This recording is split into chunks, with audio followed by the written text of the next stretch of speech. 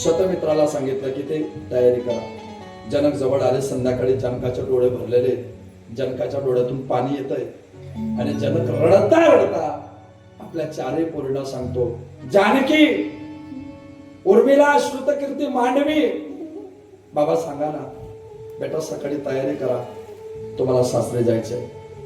मित्रांनो, जीवनातलं सगळ्यात मोठं दुःख कोणतं असेल तर ते दुःख आहे बापाच्या जीवनातलं त्याची पोरगी सासरी जाणं.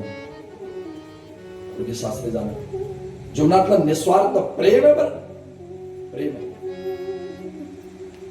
ज्या दिवशी तुमची पोरगी सासरी गेली ना, संपले तुम्ही. ज्या दिवशी तुमची पोरगी सासरी गेली त्या दिवसापासून तुमच्यावर त्या घरात प्रेम करणार कोणी शिल्लक नाही. नवरा बायकोचं भांडण झालं, 15, 16, 17 वर्षाची पोरगी, बाप उपवाशी झोपला, पोरगी जवळ जाते, बाबा जेवण करा, भूक नाही बेटा मला, खोटं बोलताय तुम्ही, माझी आई तुमच्यावर रागवली, ती भांडण केलं म्हणून तुम्ही जेवण करता नाही ना, तिचं ऐकू नका ना पप्पा, ती तसेच आहे, तिच्या काय नादाला लागता, तुम्ही जेवण करा. बाप सांगतो, दीदी खरंच सांगतो का, माझं डोकं दुखतंय, मग मी दाबून देऊ का, तुम्हाला त्रास होतोय का, पण तुम्ही जेवण करा. नाही ग बेटा मला जेवायचं नाही. पोरगी बापाला धमकी देते, पप्पा तुम्हाला तुमच्या एकुलत्या एका पोरीची शपथ आहे, तुम्ही जर जेवले नाही ना मी सुद्धा जेवणार नाही. ज्या दिवशी पोरगी सासरी जाते ना त्या दिवसानंतर एवढ्या हक्काने त्या घरात जेव म्हणणार कोणी शिल्लक राहत नाही, कोणीच नाही. बाप आयुष्यात सगळ्यात पहिल्यांदा रडतो, सगळ्यात पहिल्यांदा. त्याच्या पोरीचं लग्न ठरतं त्या दिवशी. बैठकीत सगळे लोक बसलेले असतात, हुंडा सांगितला जातो. बाप बैठकीतून उठून मागच्या घरात जातो. बायको सांगते आपली पोरगी शिकलेली आहे, सुंदर आहे, हुशार आहे, एवढा हुंडा आपल्याला परवडणार नाही, ऐका तुम्ही, नकार द्या.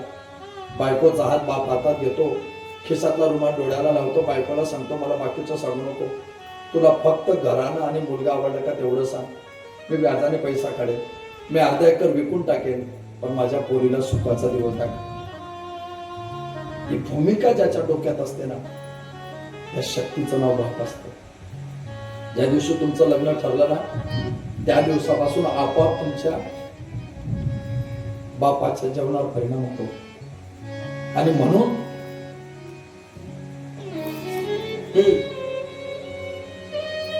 तिची भूमिका असते.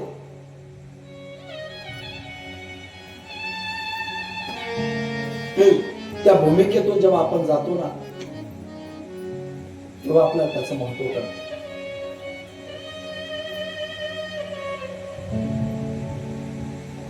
आपल्या एकुलत्या एका बहिणीच्या लग्नात आपल्या आईने सकाळी 9 वाजता साडी नेसली होती. पोरीच्या अंगावर अक्षदा पडून जातात तरी कपडे बदलावायला ज्याला टाइम भेटत नाही ना तो त्या पोरीचा बाप असतो.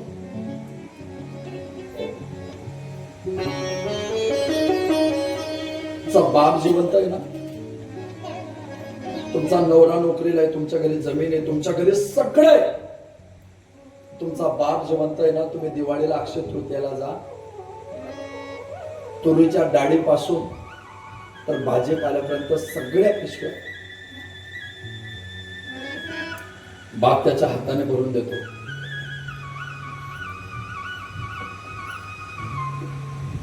पोरगी सांगते मला गरजच नाही याची, माझ्या घरी सगळं आहे, मला नकोय तुमच्याकडून. बाप एकच सांगतो वेडावानी करू नको, मी जिवंत आहे ना, तोपर्यंतच तुला हे सगळं भेटणार आहे. मी मेलो ना तुझ्या पिशव्या खाली जातील का ताई. आणि ज्या दिवशी खरंच तुमचा बाप मेला ना तुमच्या पिशव्या आपोआप खाली जायला लागतात. ही ताकद ज्याच्यामध्ये मिळते ना त्या शक्तीचं नाव बाप. सासरी जाताना आईच्या पाया पडते, सुखाने नांदे, तक्रार म्हणून तुझ्या घरी कधी येणार नाही, फक्त तुला विनंती माझ्या बापाची काळजी घे. भावाला सांगते माझ्या बापाची काळजी घे. सासरी नांदायला जाते, माहेरी फोन करते, फोन आई उचलते, फोनवर आई बोलते, पण फोनवर जरी आई बोलली ना तरी निरोप मात्र ती बापाचाच विचारते. किती महिलांचा अनुभव. आई जरी फोनवर बोलली तरी निरोप कोणाचा विचारतात, माझ्या बापाची तब्येत कशी, का माहिती का, तिला माहिती ज्या दिवशी माणसाचे पोरगी सासरे गेले, त्या दिवशी त्याचं प्रेम संपलं. आणि दिदी ज्या दिवशी मुलीचा बाप मेला ना, तिचं माहेर संपलं. तुमचा बाप मेला, तुमचं माहेर संपलं. आता अपेक्षाच करू नका की तुमच्या जीवनामध्ये तुम्हाला आता सुख भेटेल.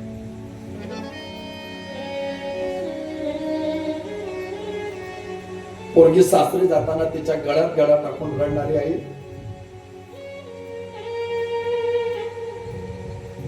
सगळेच लोक पाहतात.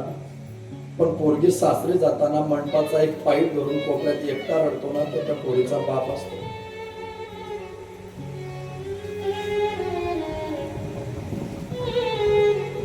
ज्या दिवशी तो गेला, तुमचं जीवन गेलं.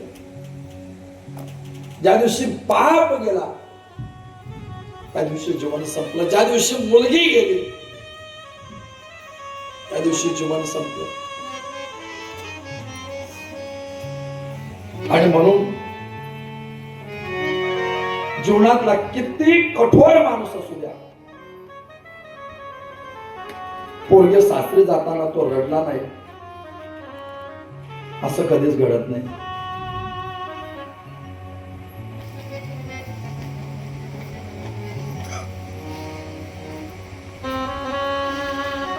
सीता माता सासरी जाताना राजा जनक सुद्धा रडतो.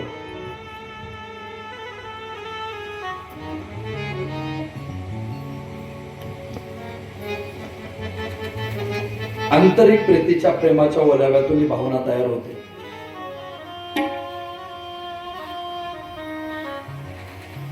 बाप त्याचं काळीच दुसऱ्याच्या ताब्यात देतो. पोरगी जावयासोबत गाडीत बसायला लागली, लोक रडायला लागले की तो रागवतो सगळ्यांना. का रडताय वा बाजूला, का रडताय, जाऊ द्या ना तिला, जाऊ द्या ना तिला, काय रडताय, असं बाप सगळ्यांना घाबरवतो. आणि प्रत्यक्ष पोरगी जाताना तोच बाप तोल जाऊन त्या पोरीच्या गळ्यात गळ्यात टाकून केव्हा रडायला लागतो याच्या लक्षातच येत नाही.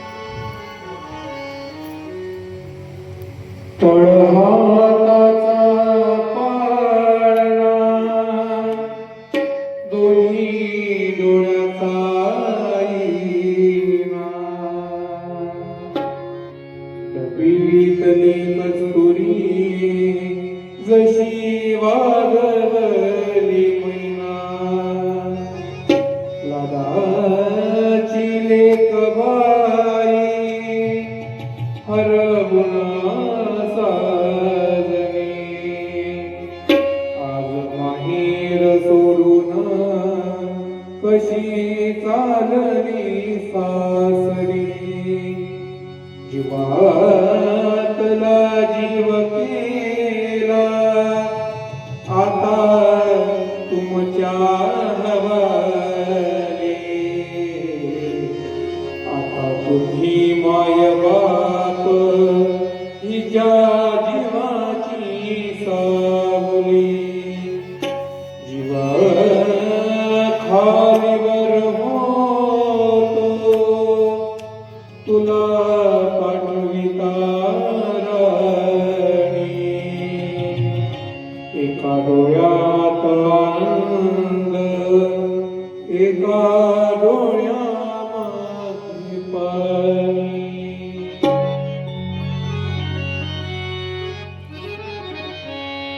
राजा जनक सुद्धा आपल्या पोरीला सासरी जाताना भूमिका देतो की बेटा सासरी जायचंय, पण आम्हाला कधी वाईट वाटेल त्या चुकीच्या पद्धतीने बेटा तू वागू नको. आणि राजा दशरथाच्या समोर राजा जनक आपल्या पोरीला शेवटचा संदेश देतात.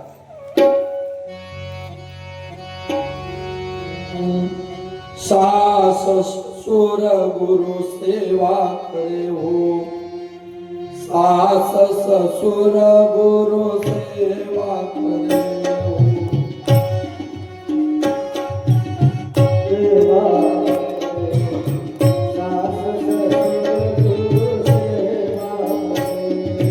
सास ससुर गुरु सेवा करे हो. सास ससुर गुरु सेवा करे हो. सास ससुर गुरु सेवा करे. सास ससुर गुरु सेवा करे. पति रुख लखियाय सु अनुसरे हो. रुख लखियाय सु अनुसरे हो.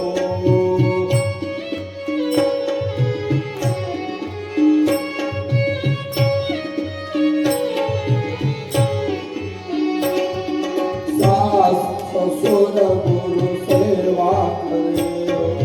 सास ससुर गुरु सेवा करे. सास ससुर गुरु सेवा करे. सास ससुर गुरु सेवा करे.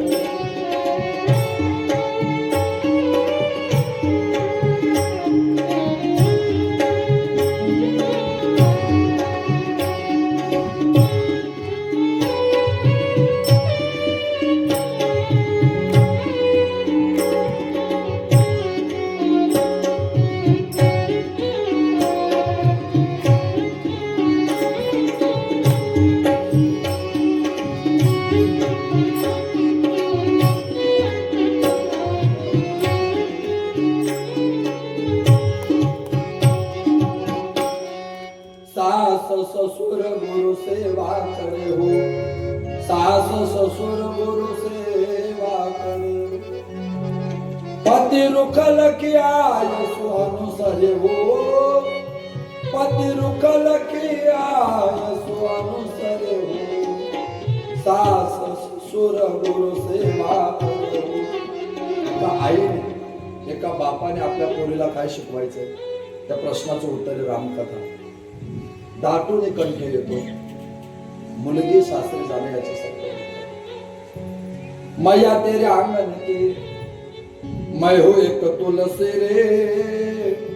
सुबह उड़ जाऊंगी तेरा घर क्यों पराया है.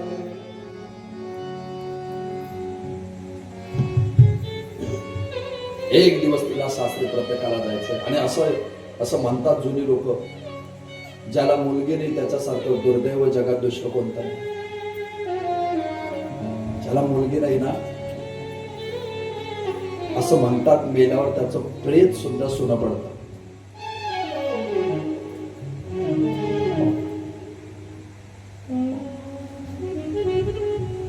आणि म्हणून तुम्ही पहा, एखादा माणूस एखादी स्त्री वारली ना, जोपर्यंत त्याची पोरगी येत नाही तोपर्यंत तिथल्या रडणाऱ्यांची पद्धती पहा. आणि एकदा ती पोरगी आली जीवाच्या आकांत्याने रडायला लागली, तिथं 500 माणसं राहत्या, प्रत्येकाच्या डोळ्यात पाणी येतं. का माहितीये का? तो आंतरिक भाव असतो.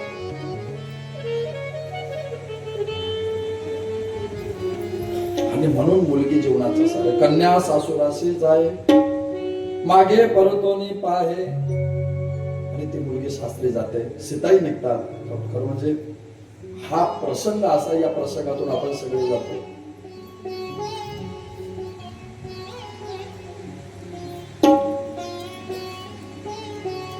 आणि योगायोगाने 1 महिन्यापूर्वीच आम्ही आमच्या पुतणीचं कन्यादान केल्यामुळे त्या सगळ्या प्रक्रियेतून मी स्वतः निघालो. तर म्हणजे माझा भाऊ मरणाच्या द्वारात होता, तोच तिच्या लग्नापर्यंत वाचन केले, आम्हाला शाश्वती नव्हती. आणि ते सगळं करताना ती भावना जेव्हा एक एक प्रसंगाच्या डोळ्यासमोर उभी राहते, तेव्हा अंतःकरण तुम्हाला एकच शब्द सांगतो, दाटून कंठ येतो. सीता सासरी जातात, आनंदाने नांदतात. तर आनंद आहे. दशरथ कौशल्याला जेवताना सांगतात, कौशल्य तुला एक सांगू का, जीवनातला सगळ्यात मोठा माणूस मी पाहिला असेल तर राजा जनक आहे. राजा जनक जगातला सगळ्यात मोठा माणूस आहे. त्याने माझा खूप आदर तिथं केला. जगातली कोणतीही पोरगी असो, तिच्या सासरी तिच्या बापाचं नाव काढलं तर याच्यासारखा आनंद तिला जगात दुसरा कोणता नसतो. याच्यासारखा आनंदच नाही तिला. अनेक प्रसंग आहे. खरं म्हणजे आपली भगवत कथा आहे. 11:30 वाजले, मला वाटतं आपल्याला कृष्ण जन्मच करायचा आहे. आणि म्हणून मग राम प्रभू आनंदाने जीवन जगतात. पुढे राम वनवासात जातात. वनवासात जाताना पुढे रामाच्या जीवनात अनेक प्रसंग घडतात. सीतेचं अपहरण होतो. सीतेचं अपहरण झाल्यानंतर राम प्रभू रावणाचा वध करतात. रावणाचा वध होतो. राम पुन्हा अयोध्येत येतात आणि अयोध्येत आलेले राम झाले रामराज्य. काय होणे आम्हासे धरणी धरे पेक गाय ओढल्या म्हशी. राम राज्य स्थापन झालं. सगळ्यांना आनंद झाला. संपलंय रामायण. संपली रामाची भूमिका. पुढे दशम स्कंदामध्ये तुम्हाला मला प्रवेश करायचा आहे.